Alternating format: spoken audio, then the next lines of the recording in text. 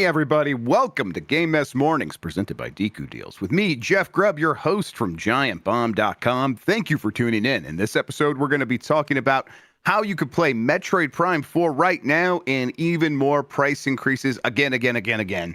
Oh my God, it's going to be a good one because we have Britton Peel on the show. Britton, how are you doing? I'm doing great. Not sure why I'm so blurry today, but I'm here. I'm happy. I think I'm excited because I think this might be my fourth appearance on the show. So I'm Yep. hoping that y'all do some sort of like fifth time jacket like Saturday Night Live does. So just You waiting for that, really. No, if you punch the card the fifth time, you'll get a free sandwich. Is actually what we do. So Okay, that works too. that's I'm fine with that. that. Yeah, it's pretty close to getting the jacket. Absolutely.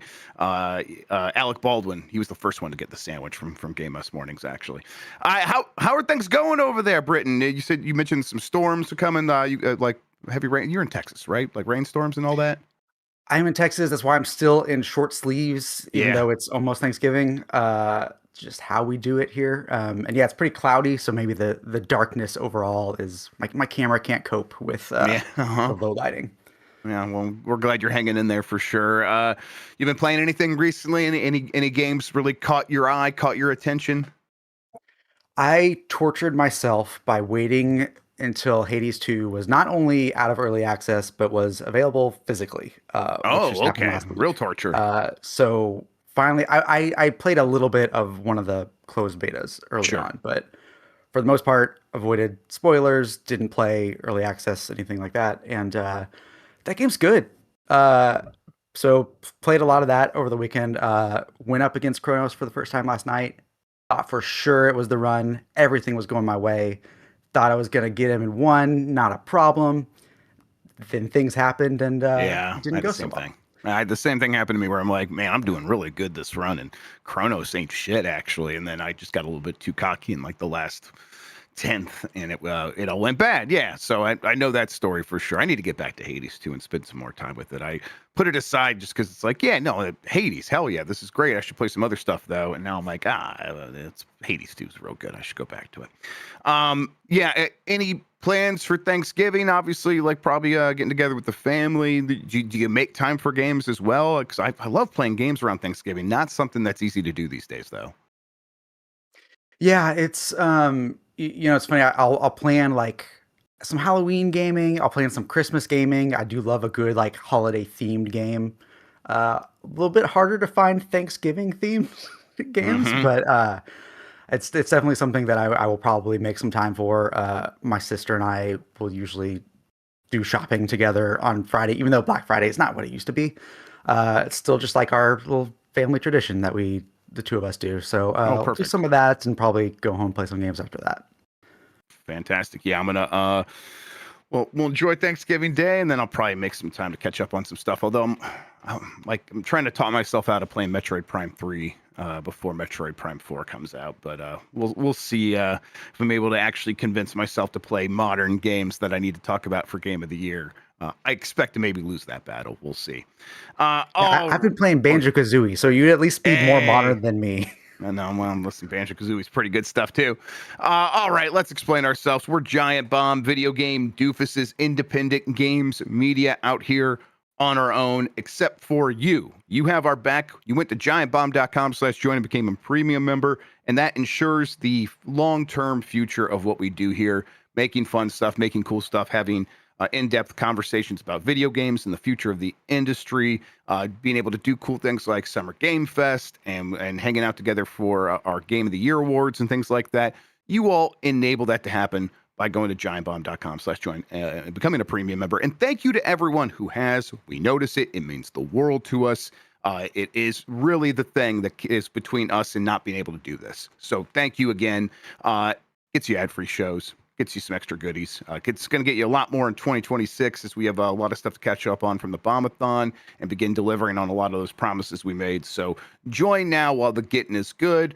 Quick update, there's going to be a site freeze here next week because we're launching the new site. And so all the stuff needs to be contained so that Chuck can move it over without causing any issues. So December 1st, the site is going to be frozen from then until about the 5th. Just, yeah, if you want to get something done on the website, do it now.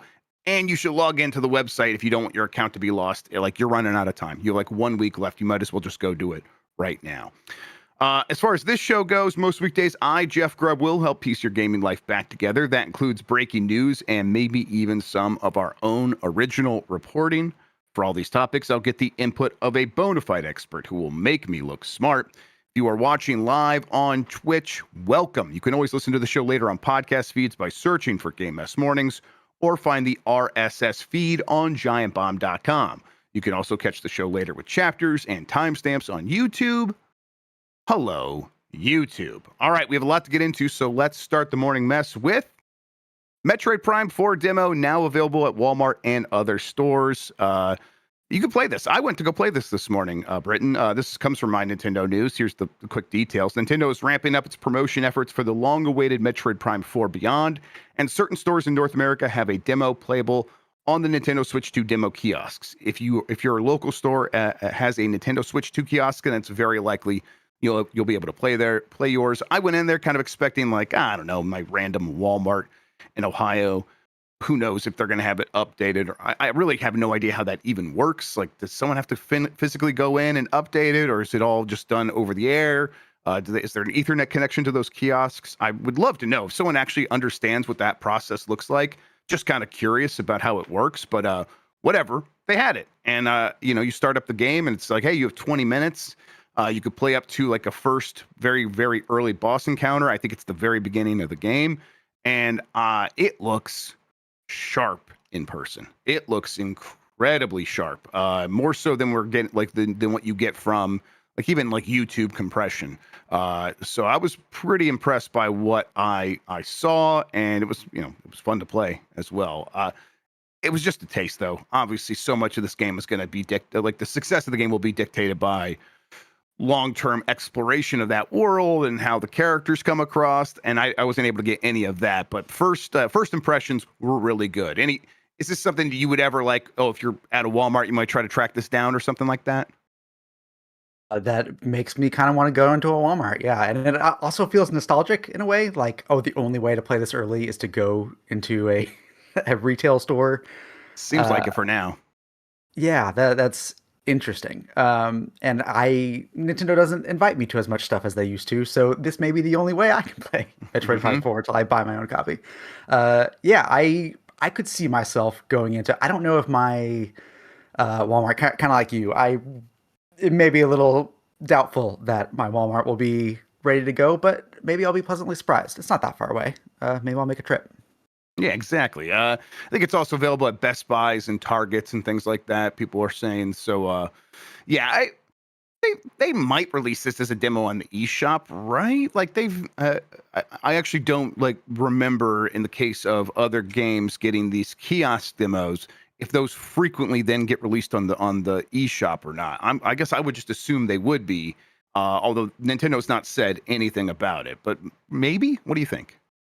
It's Nintendo, so maybe we should just assume no. Yeah, Be pleasantly right, surprised.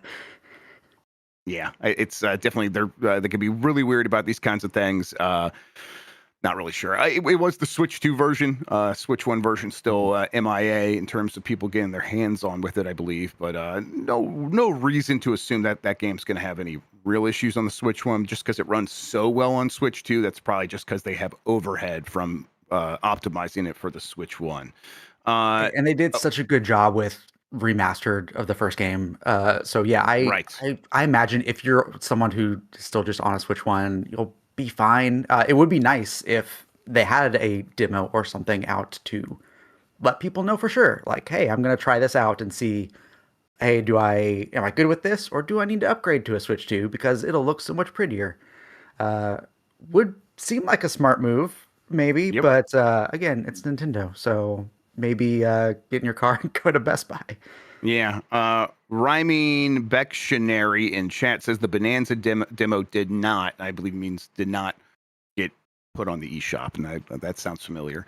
Yeah, okay. So, listen, I don't mind this. I'm pretty nostalgic about going to the store to play a video game that's not out yet. I would definitely do that for these kiosks at Best Buy and I suppose at like GameSpots or back then even electronic boutiques to try something that I was excited about. That definitely was something I did multiple times when like the GameCube was coming, and I could get it in the store and try like the Rogue Squadron demo. I think that's right, but I definitely remember seeing these kiosks and like having a place in my heart for these weird stands that had all the accoutrements on it to like make it seem futuristic, and like the N64 being in the bubble at Toys R Us and stuff like that. So I was happy to have an excuse to like just take a quick like detour this morning after dropping off the kids to go to Walmart and see if this was a thing. But clearly, it's like if they really want people to try this out so they could see what's going on here, they would put it on the eShop. I don't know what Nintendo's thinking is there. I guess maybe this is a deal with partners. It's hard to understand. I think your explanation earlier of it's Nintendo, they're weird about these things, right?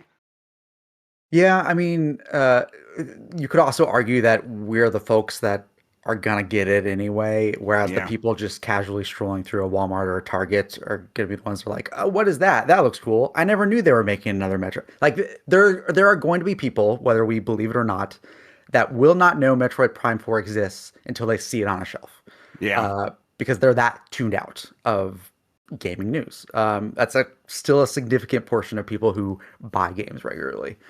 So on that end, it's smart to have something that is there for those people. But yeah, for those of us who know it's coming and just want to get a taste of it early, but don't want to go to a store, it'd be nice if we had an option too. Yep, absolutely. That game is out in a matter of days, under 2 weeks now, right? Something like that, or pretty close to it. Maybe a little bit over 2 weeks. Let's see. No, yeah, that's like Something. 10 days.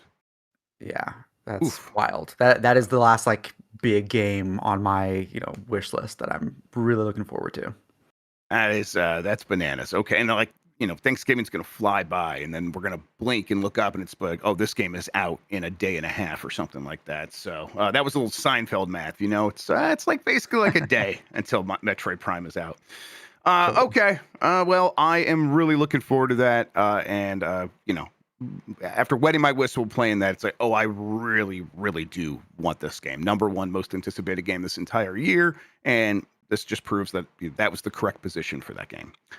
All right, we're gonna go to the next story real quick. I meant to put this in the rundown, but there was no like stories about it. Usually, the way I put together the rundown, everybody is I try to find someone who's written a story about it. Makes it easier for me, but it's like we can mention someone's name and let people know, hey, these people are writing about games still.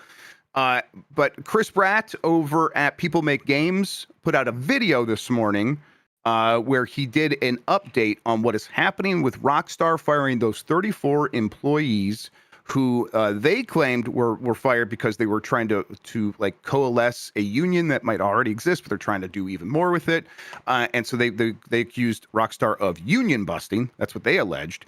Meanwhile, Rockstar and Take-Two alleged that they were fired, that those people were fired for gross misconduct. Chris Bratt, who is kind of in that area and has connections to that scene, he did a great video early on, kind of going down what he thought was happening there. And then he's like, oh, I'll keep looking into this, but it might be a few months. And I've been like, okay, this is the right guy to look into this because he knows. He's a sharp guy.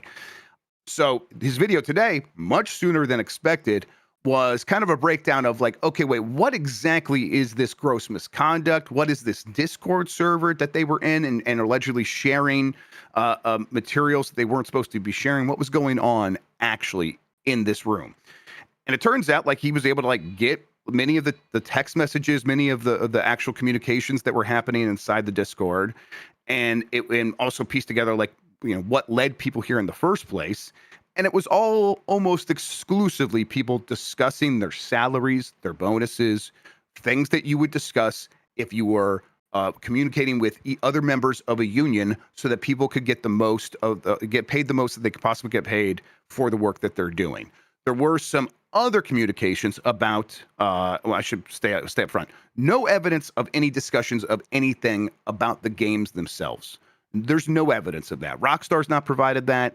When people go looking themselves, they're not able to find that. What they are able to find is apparently there was a change inside of Rockstar for their Slack policies, where they were like, hey, we had all these miscellaneous channels inside of our company Slack, where people were discussing games, movies, television shows, sports, all these other things. And Rockstar apparently locked that down and got rid of all those miscellaneous channels. And there's people speculating for reasons why. For example, the games channel would often include news about game layoffs and things like that. It would be industry news, and game layoffs would be there. And then people would respond with this like a sprig, a spud, a tiny little plant, a seedling. That's what it was, a seedling emoji. And the seedling emoji is a reference apparently to the union and like an icon of solidarity that they were using. And people think that maybe Rockstar didn't like seeing that, so they closed that down. And many of these people kind of were taking that conversation into the Discord, specifically to discuss the change to the Slack policy. So that would be the thing that like might most like rub up the idea of like this was an internal communication that you are now discussing at a place that might have people who were formerly at Rockstar who have not left that Discord.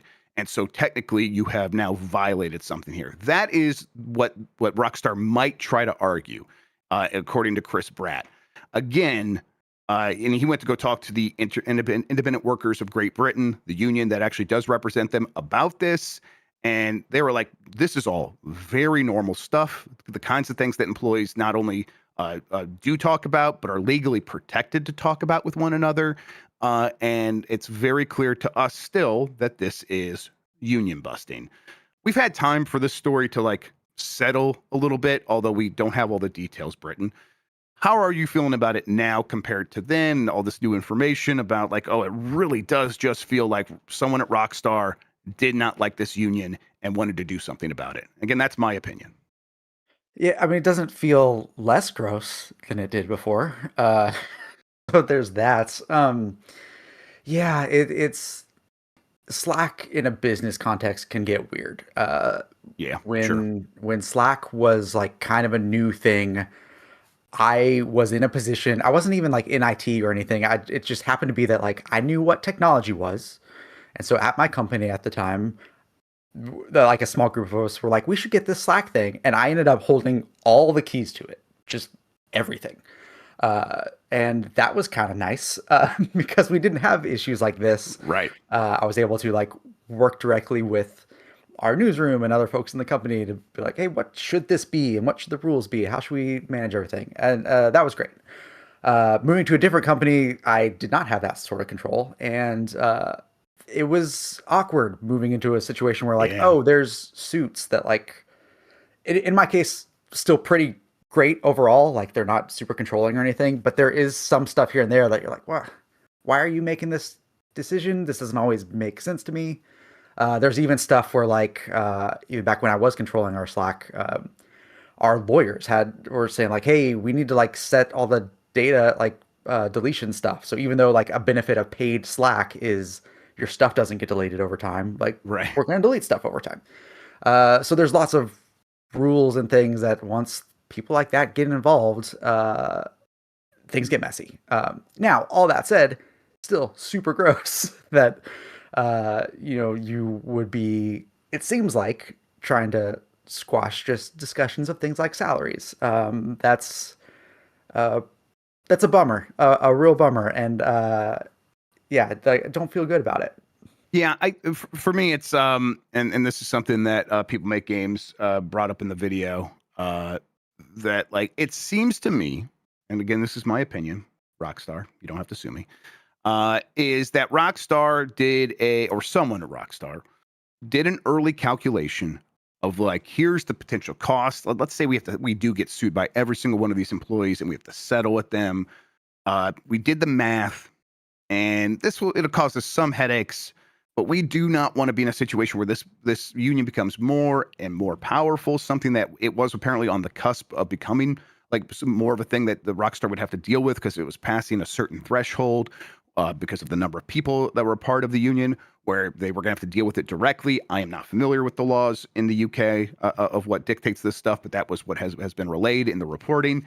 And so they're like, that could lead to a situation where we are having discussions about residuals and these kinds of things that could cost us money long term, paying these people in a way that we aren't used to in the video game industry and don't want to be the ones that have to do that first.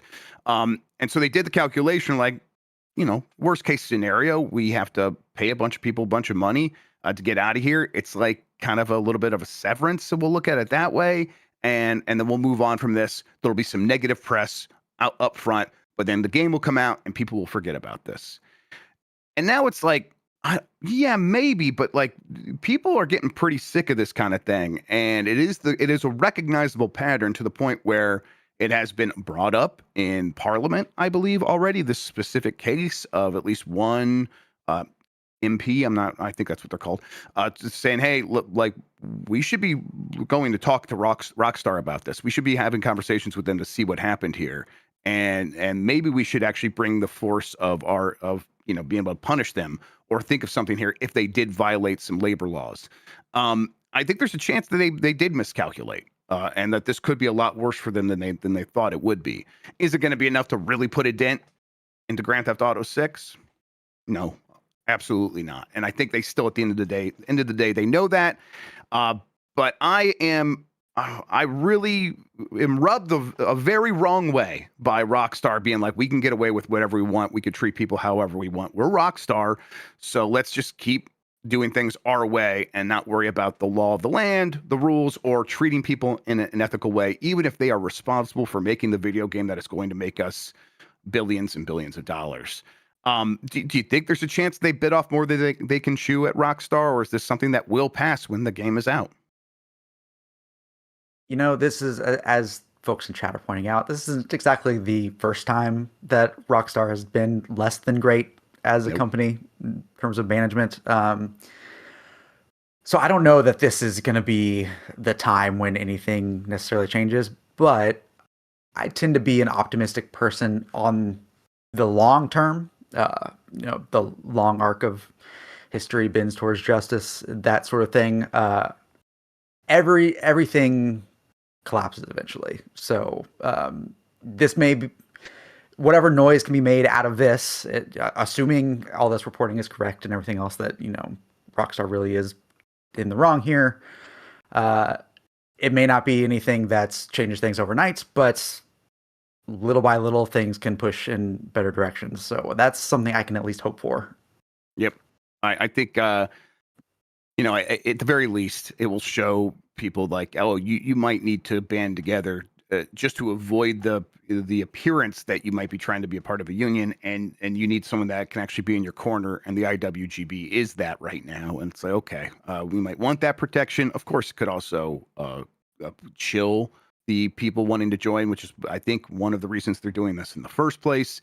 And that's something I get the sense that employees are less patient with that these days and are a little bit more recognizing their power when they do work collectively. Something that was maybe out of fashion with game developers, like from the 90s and 2000s.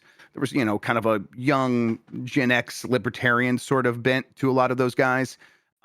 That seems mostly to have been educated out. Like, a lot of people coming into games now are not these garage developers that did things by their bootstraps or whatever. It's people who got formal educations and recognized the power of labor, collective bargaining in labor, because they learned about it. And that is something that they will be able to apply going forward. And hopefully this will be like one of the last examples of these companies thinking they're going to be able to get away with this. And I hope that something does come of it in the end. At the very least, like, we're going to stay on top of this story. We're going to keep asking about it as well here. I know Chris Pratt said he will as well. So we'll keep following that. So hopefully we get more and more. And this does not just fizzle out when the game comes out. And hopefully it's something they have to pay for if they did something wrong here. All right. There's a report that RAM shortage we keep talking about on just about every episode that's going to cause things to go up in price could lead to another separate price increase for the Xbox. This comes from Alex Forbes Calvin at gamesindustry.biz. Tech giant Microsoft could be set to increase the price of its Xbox consoles once more. That's according to Moore's Law is Dead over on YouTube, who kind of tapped into the scene, sometimes gets things right, sometimes gets things wrong. Either way, I think this is mostly a circumstantial case, which claims that the Xbox giant has warned some of its partners that the ongoing shortage of RAM could force it to increase the cost of its consoles yet again. This is due to RAM hardware being hoovered up by the increasing number of data centers that are powering the AI boom. We've talked about that a bunch of times. It's not the exact same RAM, but it's still causing prices to go up. Apparently, Microsoft didn't plan ahead at all, apparently, according to Moore's Law is Dead. If you still want an Xbox for some reason at their current pricing, those prices could be going up soon, or supply could just entirely dry up, because multiple sources have apparently been warned by sales reps at Microsoft that this is going to affect the Xbox Series consoles very, very soon, sooner rather than later. And apparently the reason for this, Britain, is that Microsoft is kind of buying them just in time. They're buying these components like right when they need them, and not like what Sony apparently did. And again, this is all reporting, unverified, but apparently what Sony did is when RAM prices were low a few months back, they bought a bunch. And so they are sitting on a stockpile ready to carry them through the next year or so. Microsoft doesn't have that same cushion. And so apparently Microsoft might have to, in response to this, raise the price of the Xbox, something that's already gone up in price a couple of times. What the Xbox Series X is like what right now? $600 or something like that. It could go up even further. Like what? Or the alternative, Britain, is maybe they just don't make any Xboxes for a few months. Like would we even notice that? That's kind of where my mind went, was like, who's currently buying Xboxes? Because those last price increases were rough. And the Game Pass price increase was rough. Like I've been a Game Pass subscriber for years. I don't think I'm going to renew when Right. I'm at the end of the line here next year when I run out. It feels like Microsoft is just doing a lot to not sell systems, which is kind of wild. It's not somewhere I would have thought we would have been a few years ago. So yeah, I would think that, hey, at the very least, say like, oh, turn it into a marketing thing. Yeah, everyone just wants Xboxes. That's why they're not on the shelves. Like, just gotta Yeah, wait a little geez. bit. Like, this seems like a weird approach to me. And it's not like Microsoft as a company couldn't maybe bear the brunt of buying a little memory. You would think they have ways of making that happen on the balance sheet. Yeah, it's just like we know that recent story, right? Of apparently the pressure being put down on Xbox from above to make a 30% profit margin, which as we said when we talked about that story, is astronomical. That's like a twice as high as what is typically expected from a company that makes video games, around a 15% profit margin for most projects. You get the occasional infinite profit margin thing, like a Fortnite here or there, that just makes up for everything else. But most companies are looking for a 15% profit margin at least. 30% is nuts. And so that seems to me, it's like, oh, they don't have any room to eat any cost right now, even though of course they do. This is a self-imposed limitation, but that limitation is in effect. And so it seems like they're probably going to either have to raise the price, or I think it's just as likely they just don't make any Xboxes for a month or two. And you're right, they just kind of point to excitement around the brand for why you can't get some, and we promise we're going to have some more soon. The problem is that's not going to be great, because there's no sign that the price of RAM is going to come down anytime soon. Like as we've talked about this before, it's painful right now, but all indications suggest that it's going to continue through the next year. Like maybe on the other side, or maybe in late 2026, things start coming back down to earth a little bit. But that is a maybe, and it's like at the very least we're talking about into late 2026 for these price increases, and they could go up even further. And so, are we going to be a situation where like there's just not an Xbox on the shelf for 6 months at a time? They can't do that, right? Well, of course there'll be an Xbox on the shelf. It's your TV. It's your Okay, everything yeah, else that is an Xbox now. Just yeah. slap that branding everywhere. This won't be the PlayStation 5 could also get another price increase because apparently their supply is supposed to be like 6 months worth or something like that, maybe a little bit more. But again, we could get on the other side of that. And if they get a price increase, it would come later, apparently. Like right now, PlayStation, I think we'll talk about it in a little bit. They're discounted. So for Black Friday. So it's like, okay, clearly Sony feeling pretty good about the cost of their components and things like that. It does raise a lot of questions for me too. Not that this is the topic to get into right now, but like, what does next generation look like with all this happening? Yeah, I mean, I think it's going to look like a mess, right? It's going to look expensive and very, I think, boring because they're not going to like put in a bunch of fun distractions or something like that. It's going to be these consoles again more powerful and extremely more expensive. Maybe not commensurate with like how much more powerful they are. And I don't know, like what are people's appetites going to be for what are we talking, Britton? $800 to $1,000 for this next gen of consoles? Like that's not off the table, right? Yeah, I think that's at the point where even more people than say it now will say, "Yeah, that Nintendo thing looks good enough. Yeah, let's get that." And that might go up in price too, but I imagine Nintendo is going to be doing what they can to keep it lower than, let's say, $800 for the foreseeable future. Right. I think we're all kind of still like holding our breath, being like, that Switch 2 is probably going to go up in price here at some point. Hasn't happened yet. It seems like they're trying to hold off, but they have to buy the same RAM as everyone else for the most part. So they're going to be in a similar situation themselves. Okay, and then that's on top of everything else that caused prices to go up, then like tariffs and all these things that are still a question mark, although maybe that won't be a question mark for much longer because the Supreme Court should rule on that in, I don't know, I guess that's still months away. All right, we're going to take a break. When we come back, plenty more headlines to get into. If you want to skip out on these, we put out an ad-free version of the video show, an ad-free version of the audio show. You can get those on Giant Bomb. Go to giantbomb.com/join to grab your feeds for each of those. In the meantime, we will be right back.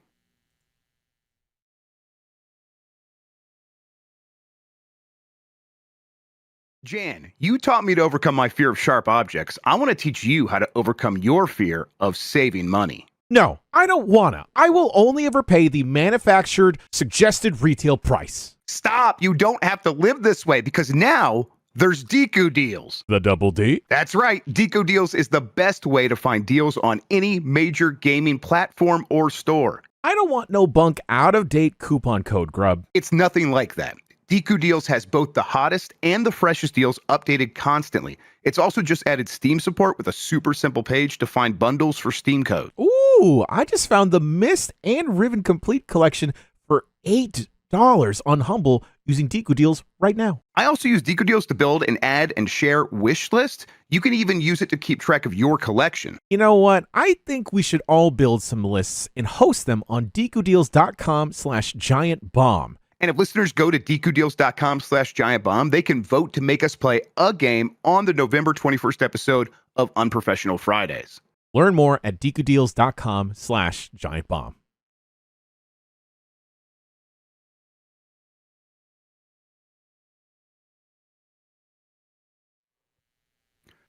It's Game Mess Mornings. Jeff Grubb, Britton Peel. We're going to get back into it. Let's do this. We kind of talked a little bit about some of that stuff happening with Ubisoft, but there's more. Assassin's Creed Black Flag Remake will launch Q1 2026. This is a continuation from the stuff we were getting on Friday. Alex Hopley at Game Reactor writes, we've heard rumors of Assassin's Creed 5 Black Flag Remake for some time, and yet Ubisoft has still not announced the project. However, it's believed that we could hear about it very soon, as its release may not be too far away. According to a report from Insider Gaming, the Assassin's Creed 4 Black Flag Remake will launch before the 31st of March 2026. In Ubisoft's financial data, they said that apparently Insider Gaming heard a little bit more. It's like, yeah, this and Prince of Persia, these are things that could show up at the Game Awards. I think Prince of Persia specifically, and then these games will be out very early next year. Black Flag, is that something that hold a place in your heart? Are you an Assassin's Creed guy at all? Is that something that you want to go back to?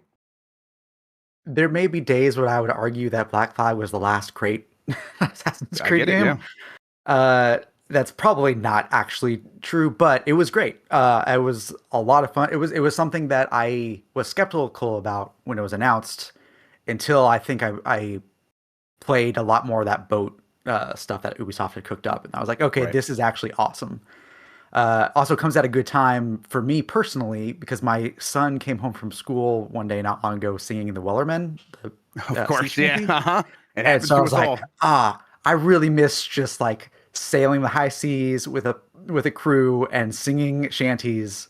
You know what a great game for that is? Assassin's Creed Black Flag. Yes, the number one shanty game for sure, in my opinion.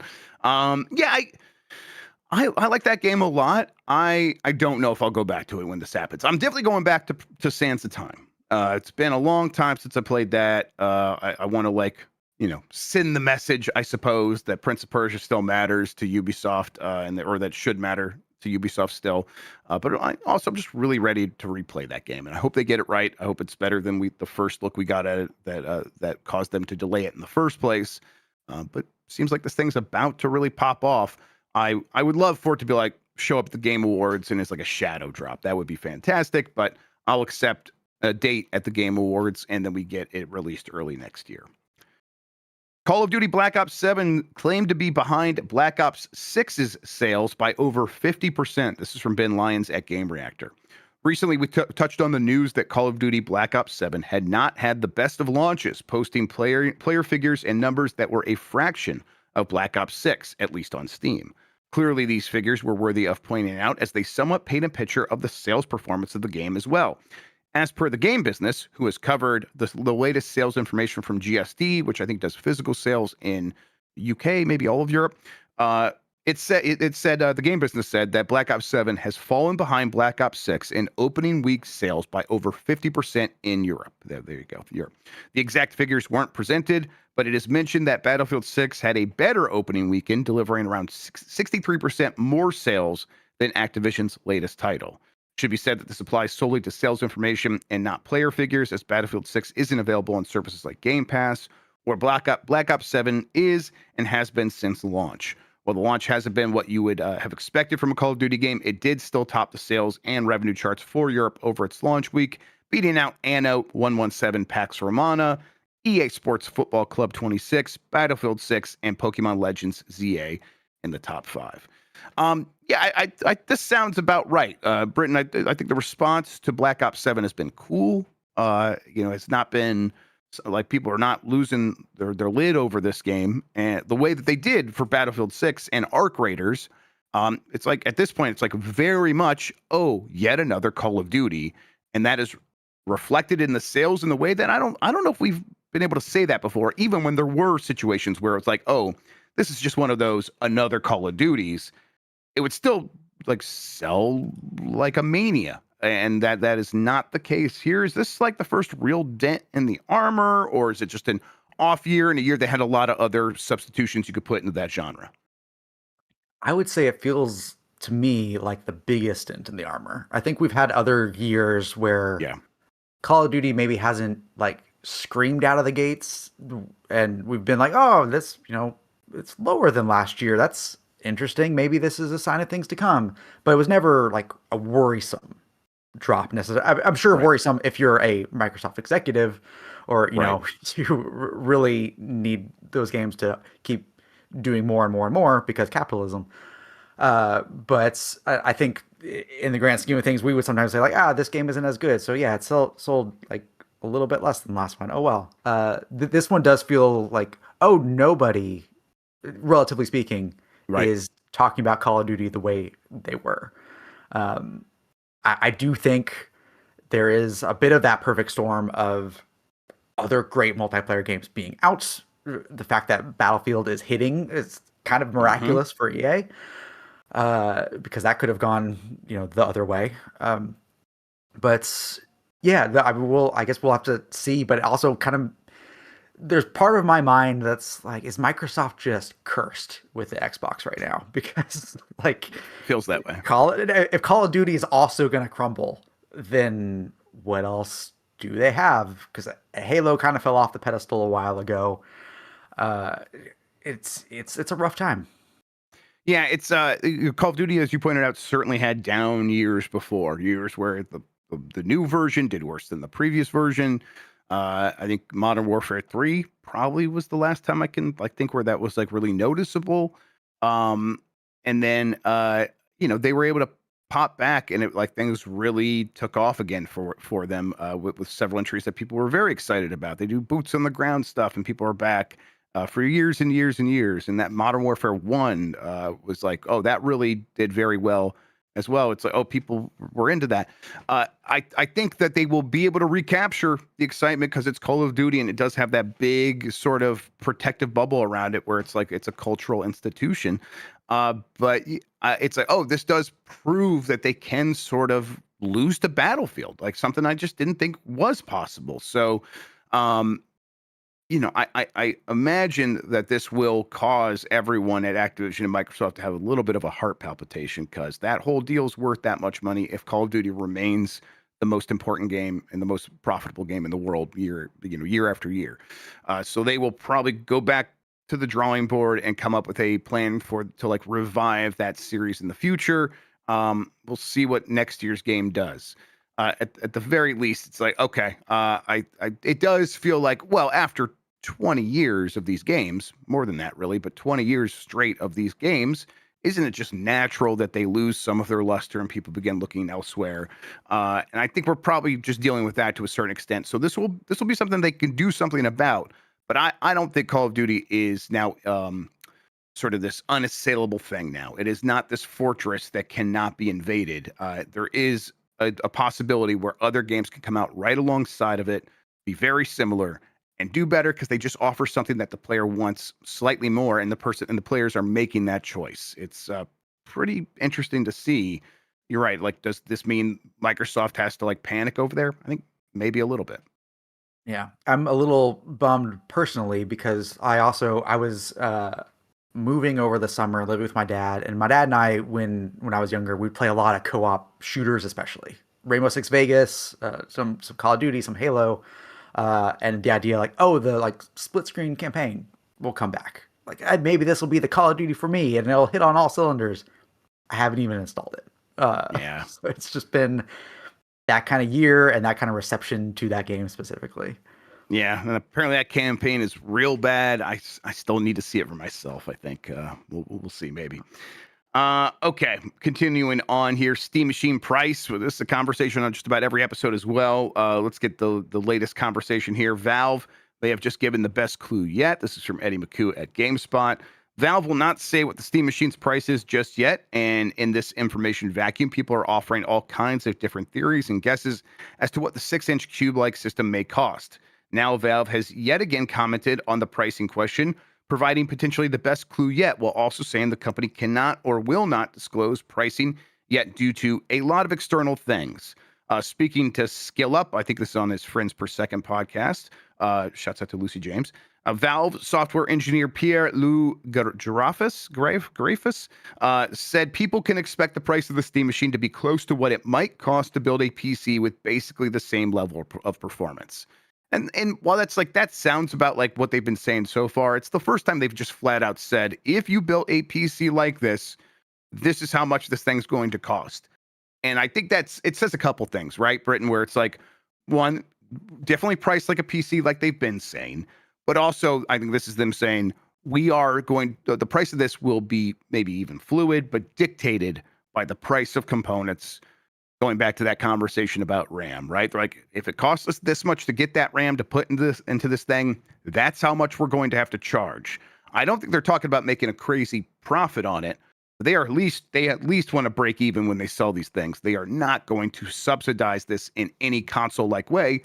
Not that the consoles are even all that subsidized these days either, right? Yeah, it is a bit of an interesting conversation since of any company like this, Valve is the one that maybe could pull that trigger and do the subsidy thing and try to treat this like a console. It is interesting when they say price like a PC, because yeah, as we were saying, okay, how much does a PC cost then, and how much will it cost 6 months from now, or whenever these actually hit the market? At the same time, there's part of me that feels like that's a reasonable thing to offer. There's still a lot of people who don't want to build a PC themselves. Right. I think we've had conversations in the past about how like Gen Z and younger aren't always as tech savvy as like our generation was necessarily, because so much stuff is pre-built. So like there's I think a big audience of people that might be like, yeah, I'm willing to spend the money. I just don't want to like buy. I don't know what motherboard to buy.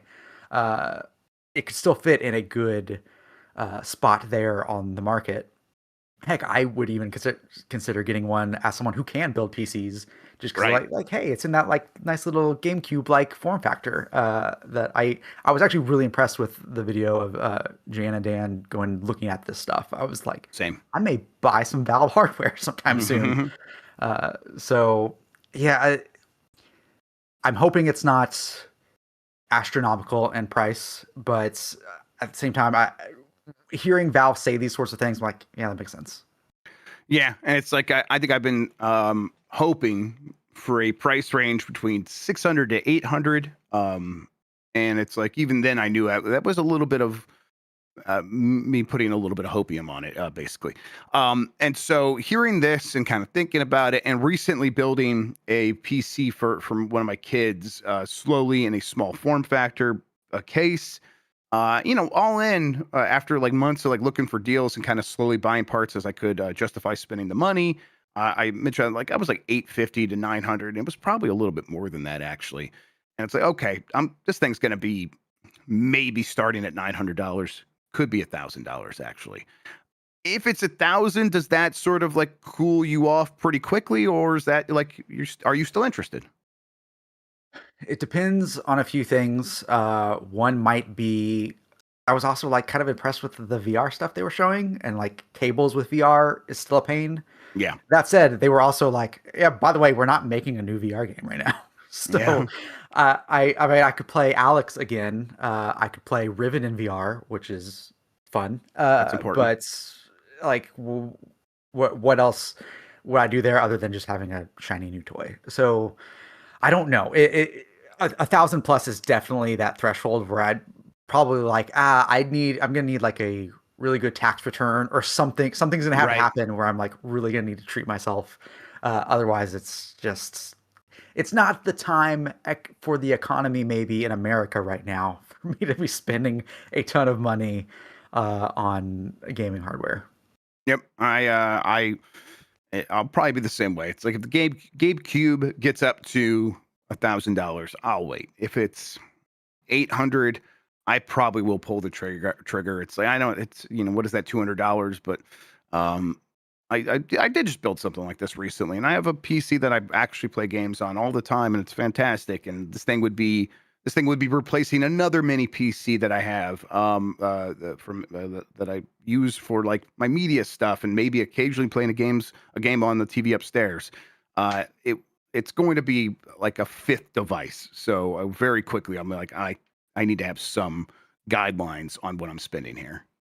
And if I'm being perfectly honest with myself and with the audience, I would just be using it to play GameCube and Wii games Yeah, in my right. living room. So, It's like, going to be a good really, emulation there's box, better that's for ways I could sure. do that. Yep.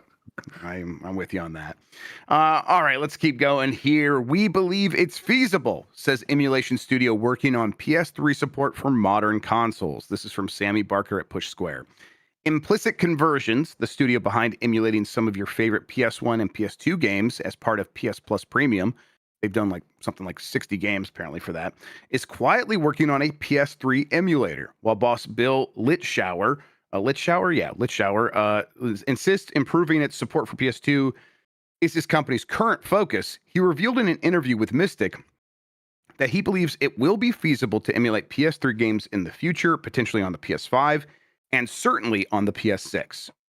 He said, "We believe it's feasible. I don't think anyone expects it to run on a Switch or a PS4, but maybe PS5 and certainly PS6 whenever that comes out.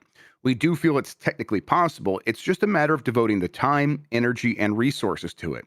Litzhauer explained that supporting PS3 is a back burner project for his team and that it actually hasn't had many requests for the console, but it's something it's working on anyway. We're working with a third party to help us with this, so we have we have a base to work off. It's a back burner project for us that we're investigating over time. To be transparent, PS2 is more of a priority for us just because of the demand, but it's a fun project for our engineers.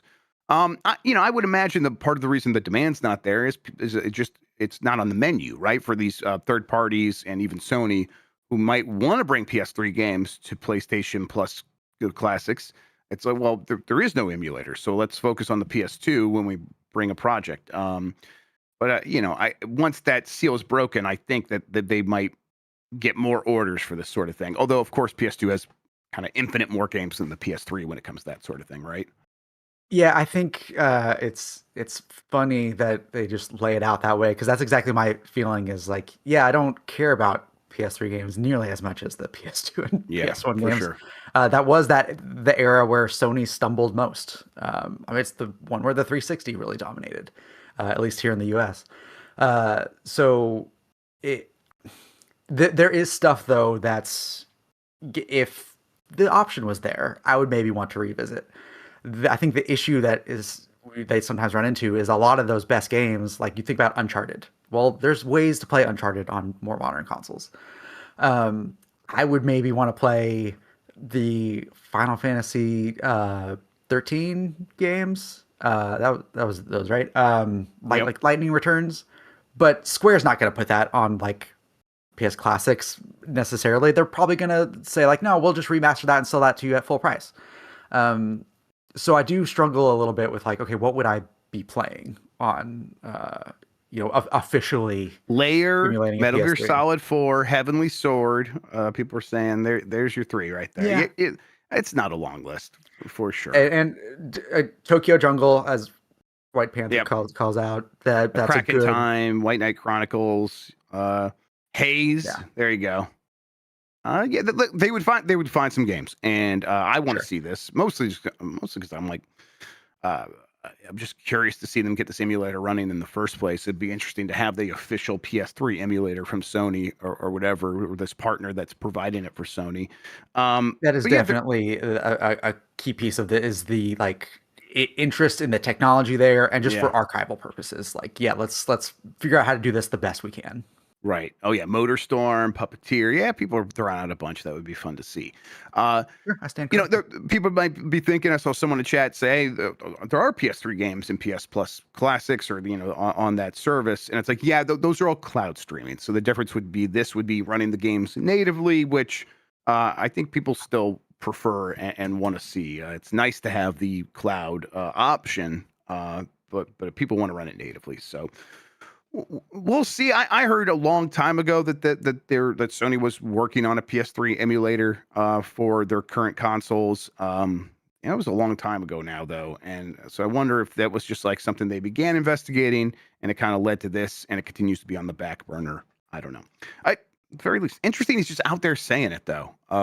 Like kind of just talking publicly about this. It feels like the kind of thing that Sony wouldn't want to hear, but I guess it's like an independent company doing their thing and being like, we'll have this if anyone wants to use it, and then you could talk to Sony about it. So very curious. It could be, a very strategic play of like, Yeah. Hey, just by the way, if you want this, maybe get loud about it. Yeah, that's a good point. That they could be like getting attention on the matter. Yeah, and having this ready for like PS6 and saying like, hey, PS6 and we're going to sell a disk drive separately, but if you get the disk drive, it can play every single disc you've ever had, and we're going to charge a little extra for it because it has CD, DVD, and Blu-ray and ultra Blu-ray support. I could see them maybe going that route. That is the dream as far as I'm concerned, is because I've still got all of my PS1, PS2, PS3 discs just sitting here collecting dust. If I could just play those again, that would be phenomenal. That would be ideal. Yep.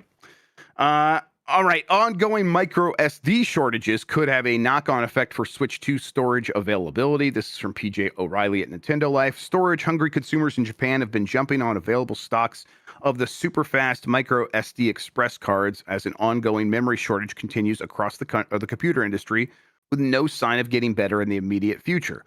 As reported by Tom's Hardware, a spiraling issue of rising costs and demand that's far exceeding availability means empty shelves and insane prices as regular consumers swoop on anything that's left over once.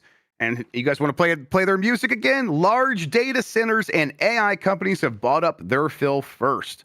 AI is there nothing you can't make worse. Essentially, like this is like we talked about it for RAM. It's affecting flash memory as well, flash storage, and it's going to be apparently harder and harder for now to find large sized SD express cards for your Switch 2. I got a 256 gigabyte one early on. I've already filled it up. I would like to replace it with a larger one, but it seems like that might be off the table for now. At the very least, it's like this demand is going to ensure that prices remain higher than they might have otherwise. This Switch 2 ships with some storage as opposed to the Switch 1, which had like 32 gigabytes. So it's like it's not necessary right away, but games are also getting larger. We just had that Final Fantasy VII remake get announced that's going to be around 100 gigabytes on the Switch 2, and that's going to fill up like almost half of that device instantly, right? So this is going to be a problem here pretty soon for a lot of gamers. Yeah, especially since game key cards are still an issue storage wise. Right. Whether you're okay buying those or not, the fact of the matter is they need to be installed to the system. So yeah, when you have a big game like that, the space goes quick. I do have, as soon as the storage solution was announced, I ran out and bought a 512 card like right before they became harder to find. Right. So I'm happy to have that, but when playing games like Yakuza 0 and some other stuff that is just like hefty in terms of storage size, I filled all that up. So as soon as I finished the story in Yakuza, I deleted it because I was like, I need all this space again. And granted, I'm someone who plays a lot of games. I like having a lot of games available. I also need to have both the games I want to play and the games my son wants to play on the same system. So I'm maybe a bit more of an edge case to some extent, but it's also a reason I'm buying stuff like Hyrule Warriors on a physical cartridge when it's on the card, so that it doesn't take up my space. Because it's already more expensive than just the regular SD cards. I think it's worth it because it's faster. So like I've been happy with the storage solution as it is, but it sucks if it's going to be harder to find and or more expensive. Yep.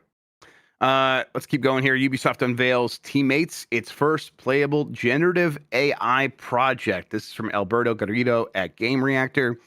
Ubisoft is going through one of the most volatile periods in its history after a financial crisis that almost wiped it off the map and a subsequent restructuring of all its assets into several subsidiaries, thanks to the agreement signed with Chinese giant Tencent.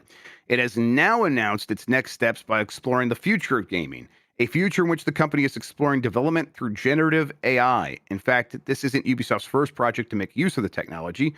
Last year, it presented a prototype called Neo NPC, which featured cognitive language skills designed to create characters, but their environment remains static. From Neo NPC, they took the model and have expanded it into a first-person shooter experience in a playable state. Teammates, as it is now called, is a first-person shooter with new advanced AI features that allow them to respond dynamically to voice commands in real time, adapting their behavior to each situation and displaying distinct personalities in doing so. Or in other words, a game in which you can actually command an entire team under your command. It sounds like there's more to it than that. Like they're using AI to like build the characters and all that stuff. My guess here is like this is gonna feel interesting for about 30 seconds, and then like there will be that like AI delay between you ask AI to do something, and then it finally responds, and that's gonna happen with all the characters. And it's like it's only interesting to command these things using your voice if there are interesting things being designed in the world for you to go up against. And I doubt very much that they're going to be able to produce that, especially if they're using AI to generate the missions and quests in this game. Do you think Ubisoft's onto anything here? A short answer is no. I think the response in the chat like kind of speaks for itself of just a cascade of no, F this. So I think I'm curious how it's going to go. I wish it wasn't happening, but I'm curious to see what the response is going to be. Also, because like Ubisoft wasn't always the worst. No, There, not always. there's a time where they made good games that were authored by real people and like told good stories, at least relatively speaking to what was around at the time. So, yeah, this is an interesting move. Let's say I don't think it's the right one, but I guess we'll see what happens. Yeah, I mean, I remember before this current crop of AI popped up, talking to like the Google speaker thing, the Home Assistant thing, and just being like, it would be nice if I could just in natural language say, hey, can you build me this tool that will keep track of anytime I mention this thing, and then set a timer automatically when I mention that thing to remind me about that thing later. And it's like I wish I could just explain myself in natural language and basically have and program a computer in natural language. I thought that'd be pretty exciting. And it's like this having a conversation with NPCs and having and then having them behave and kind of recognize your tone of voice is something they're saying. I'm interested in what that could look like. My suspicion is everything else, and really just how they would even implement that in the first place. If any of that involves them just sort of saying, hey, make me a robot-y looking character so I could put it in a video game, it's going to feel like slop. It's going to feel like every other game because it's going to be derivative of every other game. And the sort of sense of wonder that you need to like get a game to break through just simply won't be there. And it won't be, and none of this will be worth it. I, we'll see. This does not seem to be like an actual commercial product they're building. They're still testing these things out. I would rather them just take all this money and continue investing in people like Clint Hawking and other people who have made interesting games and let them just go make something and instead of all these other things where it's like, let's just have a couple of games and then see if AI is going to make us $1 billion in the future. It's probably not. Yeah. Yeah, I've been lucky professionally so far that the AI engineers I've worked with, because I do like product stuff now more than I write, they have been good about saying like, hey, we're only going to use AI on the stuff it's actually good at, which is not like writing or telling stories or art. It's like research to some extent, and not even like doing research. It's like just collecting data and organizing it, that sort of thing. It's like it's an advanced search engine, and it makes mistakes like any search engine. So you have to keep that in mind. You have to like get good at using AI, like you got good at using Google, and it's like very little difference. And it's like anything beyond that seems still like a pipe dream. Yeah, it's a fancy parlor trick, as a lot of people have said. Yeah. All right, let's finish up with these last couple of stories. PlayStation 5 Pro price slash by more than £100 in Black Friday deal. This is from Andy Robinson at VGC, who is in the UK. So he noted it's down £100, but it's also down $100 in the US. So are a lot of other PlayStation products. PSVR 2 is $100 off at PlayStation Direct. PlayStation Portal is $20 off. Their headsets, earbuds, controllers, everything's discounted. So yeah, they are cutting prices. Obviously, they raised prices a couple of times previously, so it gives them a little bit of headroom now to work with, so they can have Black Friday discounts.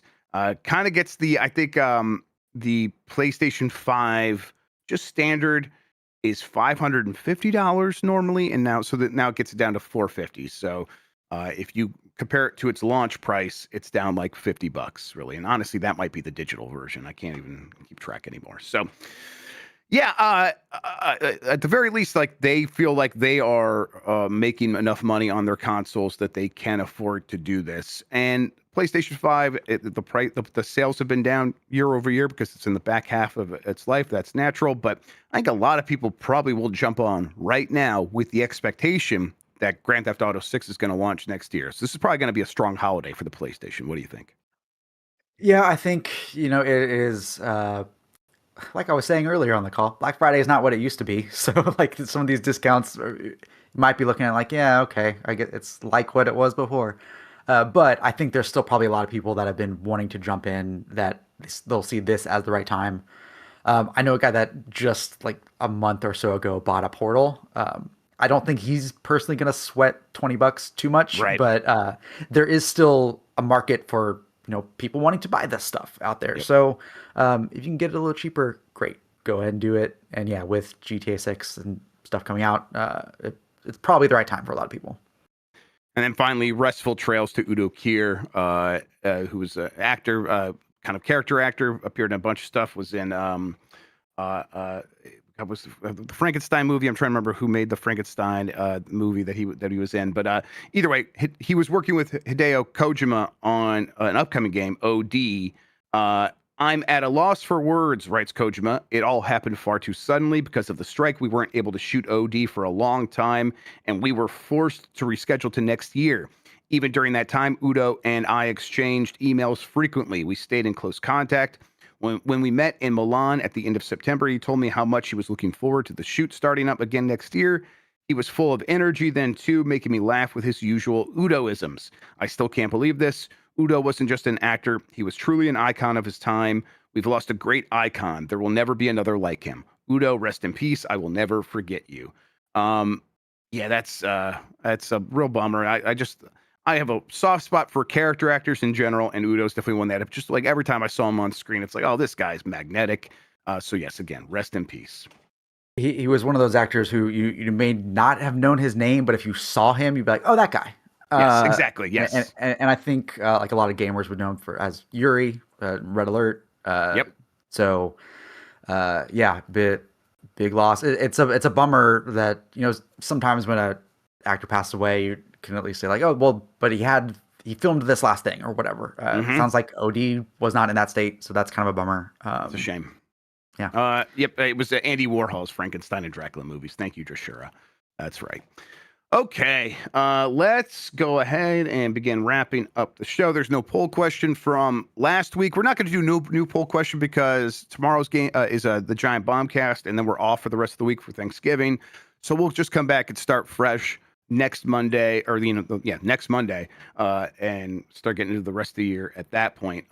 In the meantime, then, why don't we have Britt and Peel tell people where you can find them on the internet, what you have going on, and all of that good stuff. Yeah, you can mostly find me on Blue Sky, where it's just BrittonPeel.com is my handle over there. I'm on other places too. I posted to Facebook today to say I was going to be on the show, so technically I'm there. And I leave TikTok comments, but I never post there. And I say all social media stuff because I don't do a lot of writing these days. I might write a little book blurb for WBEZ in the next little bit here. But my job now is behind the scenes. I work at WBEZ and Chicago Sun-Times, which is nonprofit public media. It's news without a paywall. So if anyone, especially in Chicago, wants good news that isn't owned by a billionaire, that's where you can find us. WBZ is fantastic. That's great work. All right, let's see here. I guess we should say what's happening on Giant Bomb this week. Like I said, it's a short week, but we are going to try to do some more stuff today. We're definitely going to have the Bombcast tomorrow. I think we're also going to try to get in one more Blight Club episode before we go on break. So, I think that'll happen tomorrow, but the schedule will come out today. You'll get all the details then soon. And then again, Wednesday, Thursday, and Friday, we're off for American Thanksgiving. Thanks to everybody who's been with us, and thank you for understanding while we take some time off. Okay, I think that means we're pretty good here. Britton, thank you so much for hanging out with me today and talking about video games, man. I really appreciate it. It is always a highlight for me to appear on this program. Love it every time I'm able to come on. So thank you for having me. Thank you. And so someone asked about Dispatch. Yeah, the plan was to do that tomorrow before Bombcast, because apparently it's a little bit longer. I didn't want to do it today and have a chance of it rubbing up against Game Mess Mornings. So we'll do that tomorrow morning before the Bombcast, everybody. Probably 9 a.m. Eastern time. That'll be the last episode of the season. So tune in if you want to see how I make my choices. I can tell you what, I make poor choices in that game. That's just what I do. All right. Thank you, everybody, for watching and listening. You are the best audience in gaming. Until next time, have a good one. Take care of yourself. And goodbye.